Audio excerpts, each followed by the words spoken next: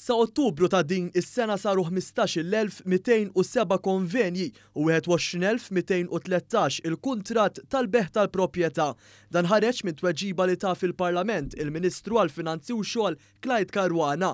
Dawn in-numri juru żieda sostanzjali minn fuq is-sena ta' qabel, kif matul l-2020 in-numru ta' konvenji ammontaw għal 13,887 filwaqt li kien hemm 16,303 kuntratti għal beħ tal-proprjetà.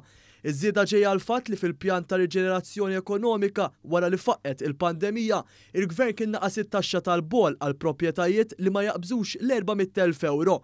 Wara suċċess qawwi li kellha din il-miżura, il-Prim Ministru Roberta Bela f'Ġunju li għadda kien ħabbar l-estensjoni tagħha. Jiġifieri ġiet estiża min jagħmel konvenju sal-aħħar ta' din is-sena u kuntratt finali sa' Ġunju li ġej. L-aktar xahar li fih saru konvenji din is-sena kien f'Marzu b'1108, minħa l-oħra mbagħad Lulju l-ikbar ammont ta' kuntratti ta' beħ b'2601. Il-miżura ta' tnaqqis fit-taxxa tal-bol apparti l-eżenzjoni tat-taxxa tal-bol fuq ċertu ammont mill-prezz tal-proprjetà kien ġie mfaħħar minn bosta fosthom mill-Assoċjazzjoni Maltija għall-Iżviluppaturi li kienet qalet kif matul il-pandemija din l-industrija baqgħet tħaddem il fuq minn 40,000 ruħ.